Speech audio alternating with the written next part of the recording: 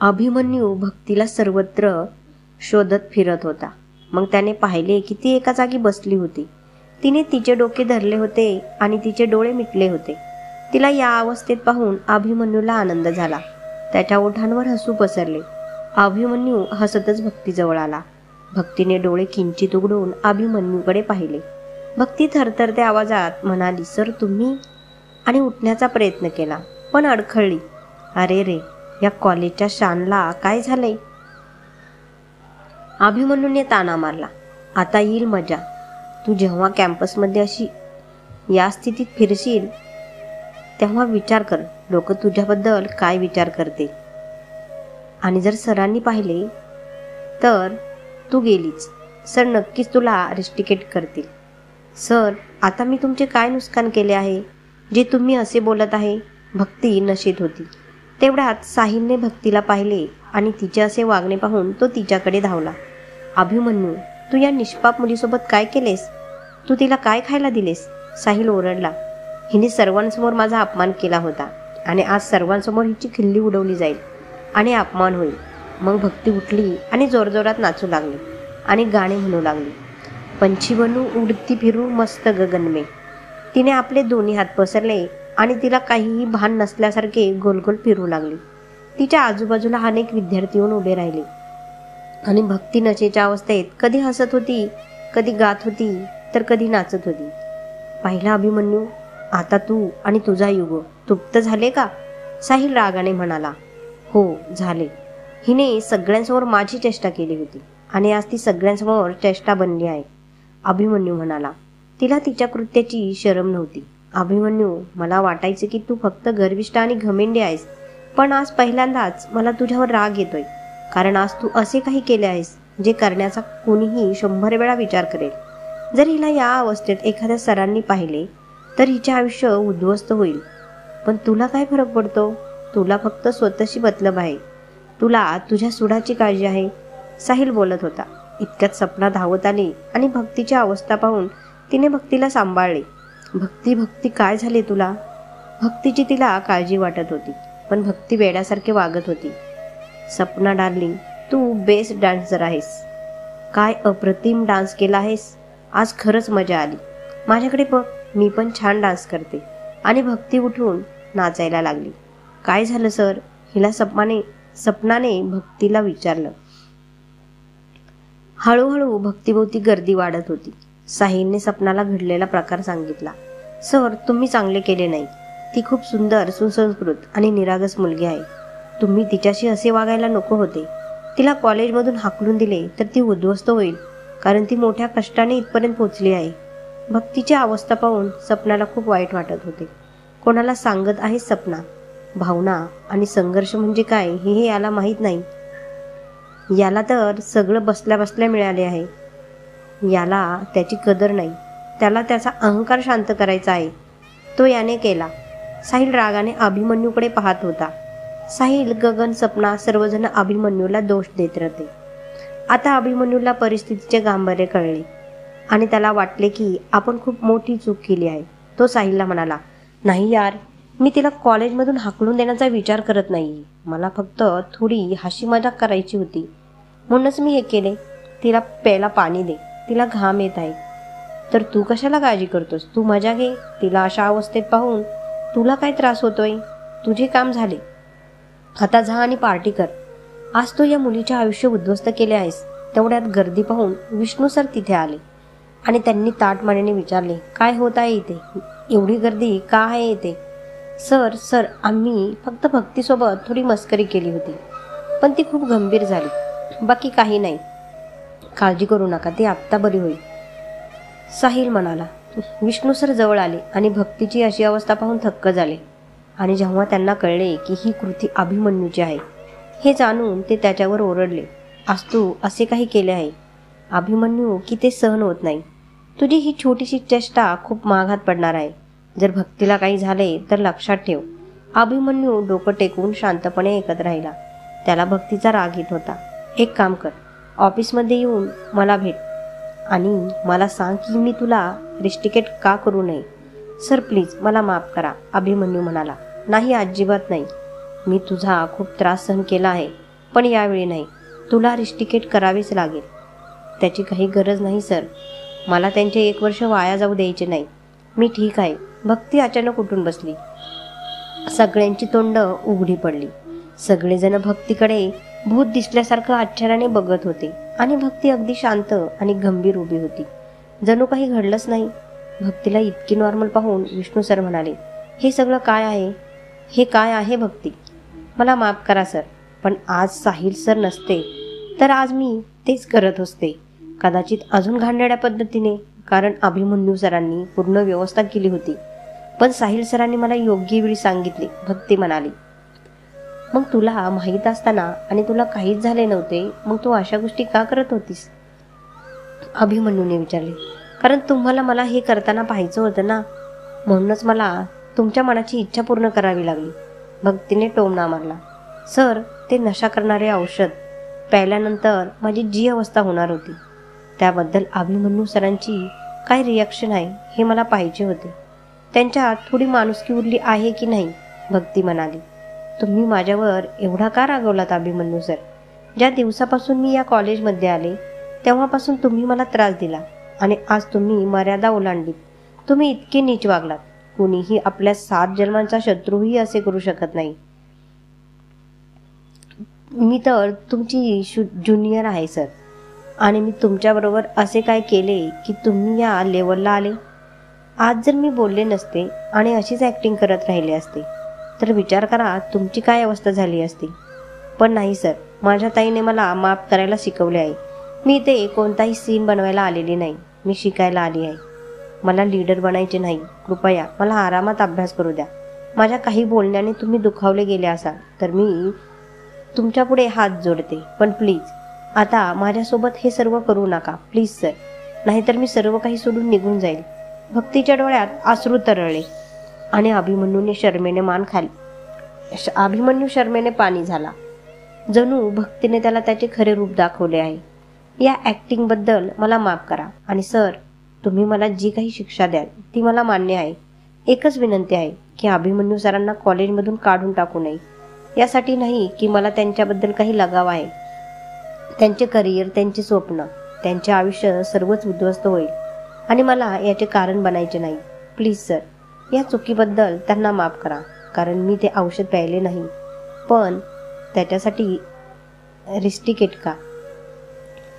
माझ्या चुकीसाठी आणि महाविद्यालयात अनावश्यक गोंधळ निर्माण केल्याबद्दल मी दोषी आहे आणि प्राध्यापक जे काही निर्णय घेईल त्याची शिक्षा भोगायला मी तयार आहे. पण अभिमन्यू सरांना आरसा दाखवणं गरजेचं होतं. चल स्वप्ना, चल हॉस्टेलला जाऊया. भक्तीने सपनाचा हात धरला आणि सगळ्यांना स्तब्ध करून हॉस्टेलकडे निघून गेली. दुसऱ्या दिवशी अभिमन्यू कॉलेजमध्ये आला, पण त्याचे मन क्लासमध्ये लागत नव्हते. त्यामुळेच अभिमन्यू एका जागी बसला. साहिलला त्याचा राग आला आणि तो एकटाच गेला. आणि जणू कुणीतरी अभिमन्यूला थप्पड मारल्यासारखा तो उदास गप्प बसला होता. भक्तीचा प्रत्येक शब्द आठवत हातोड्यासारखा त्याला जाणवत होता. तेवढ्यात शिपायाने येऊन अभिमन्यूला प्रिन्सिपल ऑफिसमध्ये बोलावले. अभिमन्यूने विचार केला की तो संपूर्ण सत्य सांगेल आणि त्यानंतर होणाऱ्या शिक्षेसाठी स्वतःला तयार करू लागला. तो डीनच्या ऑफिसमध्ये पोहोचला, जिथे नेहा उभी होती आणि रडत होती. अभिमन्यूला काहीच समजले नाही. हे कसलं वागणं अभिमन्यू? तू असं कसं करू शकतोस? एवढं वाईट कृत्य करण्यापूर्वी तू एकदाही कॉलेजच्या इज्जतीचा विचार केला नाहीस? ही तर नेहाची समजदारी होती की ती माझ्याकडे आली. ती जर पोलिसांकडे गेली असती तर तुझ्या अश्लील वर्तनासाठी तू तुरुंगात गेला असता आणि पोलीस तुला अटक करायला इथे कॅम्पसमध्ये आले असते. पण सर, मी काय केले? आणि नेहा का रडते? तू माझ्याबरोबर जे केले त्याबद्दल मी रडू नको तर काय हसू? असे नीच आणि घटिया कृत्य करण्यापूर्वी तू एकदाही विचार केला नाही की माझी काय अवस्था होईल? नेहा रडत म्हणाली. पण मी काय केले? अभिमन्यूला काहीच कळत नव्हते. सर, माझे नाटक संपवून मी बॅक स्टेजवर आले आणि माझा कॉस्ट्यूम काढत होते. अभिमन्यू नशेत होता. नाटक सुरू असतानाही त्याने मला अयोग्यरित्या स्पर्श केला, पण मी लक्ष दिले नाही की हे एक रोमॅन्टिक नाटक आहे. कुणास ठाऊक अभिमन्यू अभिनय करत असेल. मी कपडे बदलत असताना त्याने मागून येऊन मला पकडून माझा कॉस्ट्यूम काढायला सुरुवात केली. मी नकार दिल्यावर त्याने मला एका कोपऱ्यात ओढले आणि जबरदस्तीने चिकटण्याचा प्रयत्न केला आणि माझ्यासोबत घाणेरडे कृत्य करण्यास सुरुवात केली. त्याने मद्यपानही केले. त्याच्या तोंडातून दारूचा वासही येत होता. मी कशी तरी स्वतःची सुटका करून बाहेर आले. मी बोलत होते भक्तीबरोबर. तो पुन्हा आला, मला एका कोपऱ्यात घेऊन गेला आणि माझ्यासोबत पुन्हा तेच वागू लागला. मी त्याला थांबवण्याचा खूप प्रयत्न केला, पण त्याने माझ्या ओठांवर जबरदस्ती किस केला आणि मला जबरदस्तीने धरले आणि मग माझ्याबरोबर नेहा बोलता बोलता रडू लागली. डीनने तिला कसे तरी गप्प केले. सर, नेहा पूर्णपणे खोटं बोलत आहे. मी असे काही केले नाही आणि मी नशेतही नव्हतो. उलट नेहा मला म्हणाली, सेटअप यू इडियट.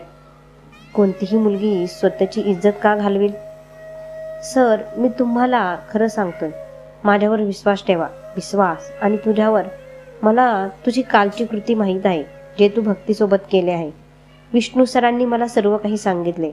मला तुझ्याकडून अशी वागण्याची अपेक्षा नव्हती अभिमन्यू. सर, खरंच मी नेहासोबत असे काही केले नाही.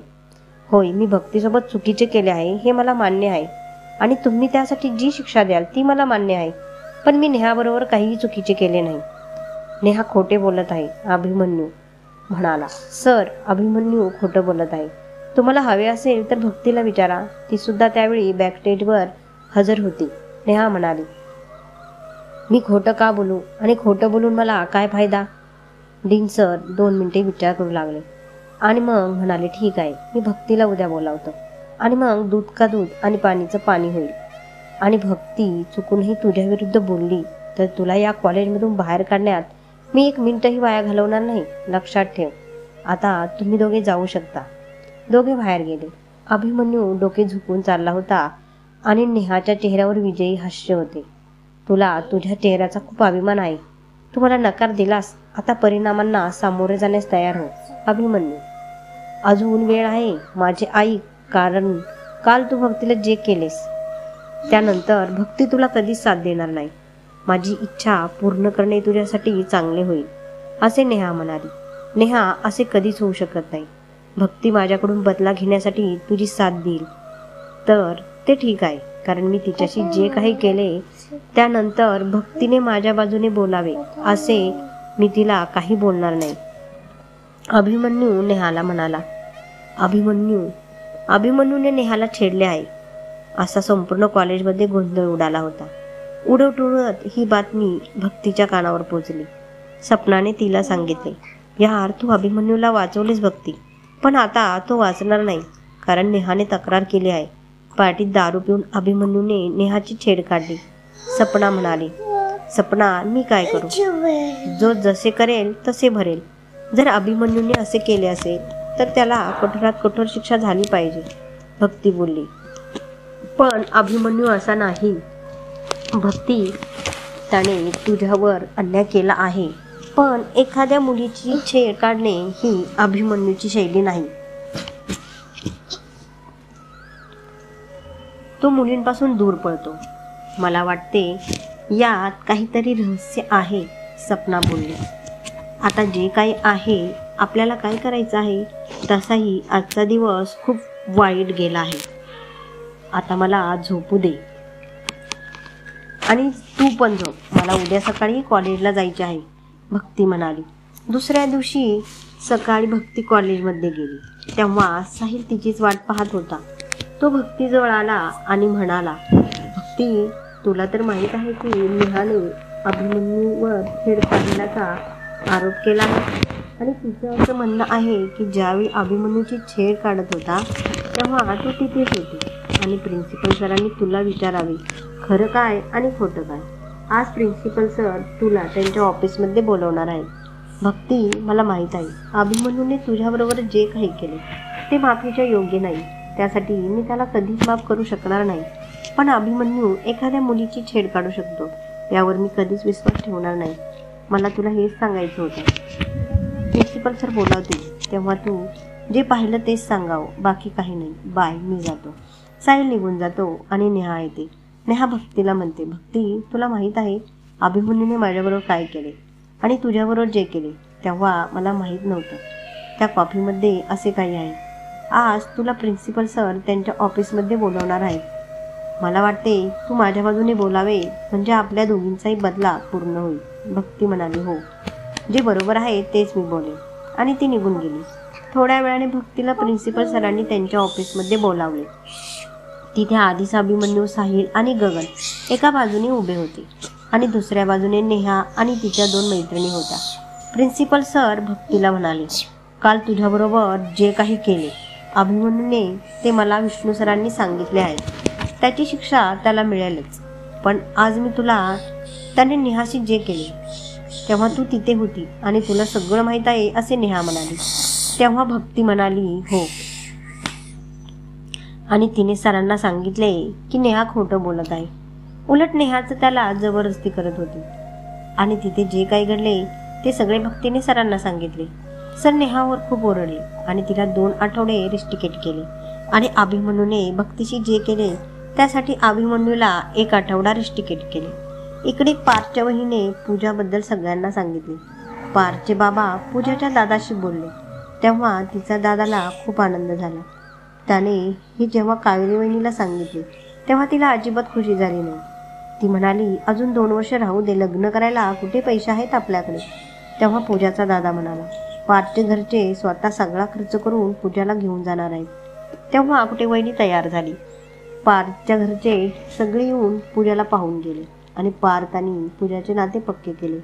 इकडे 1 आठवड्यानंतर जेव्हा अभिमन्यू कॉलेजमध्ये आला तेव्हा तो पूर्ण बदलला होता. तो भक्तीसोबत जे काही वागला होता त्याचा त्याला पश्चाताप होत होता. तो आल्या आल्या भक्तीला शोधू लागला. भक्ती दिसताच त्याने भक्तीची माफी मागितली. भक्तीने त्याला माफ केले आणि दोघं बेस्ट फ्रेंड झाले. इकडे पूजाने सपनाच्या फोनवर फोन करून भक्तीला सांगितले, तिचे नाते दादाने पार्थबरोबर पक्के केले आहे आणि तुला लवकरच सुट्टी घेऊन यावे लागेल. भक्ती खूप खुश झाली. तिने दुसऱ्या दिवशी 8 दिवसांची सुट्टी घेतली आणि घरी आली. पार्थ आणि पूजाचे लग्न लवकरच घरच्या घरी अगदी साध्या पद्धतीने पार पाडले, कारण पार्थला त्याच्या जॉबसाठी दिल्लीला जायचे होते. लग्न झाल्यावर भक्ती ही तिच्या कॉलेजला निघून गेली. इकडे नवीन घरी पूजाच्या घरचे सगळे लोक चांगले होते. त्यांनी पूजाचे खूप चांगले स्वागत केले. काही दिवसांनंतर पार्थ त्याच्या कामासाठी दिल्लीला आला.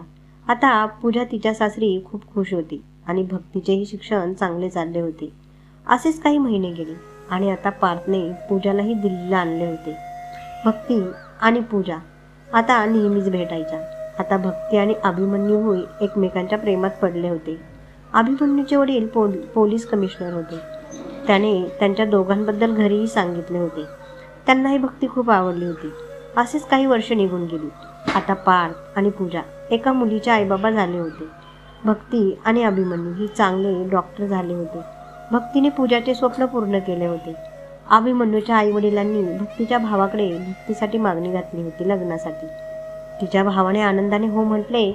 आता भक्ती आणि अभिमन्यूचे लग्नही थाटामाटात पार पडले होते.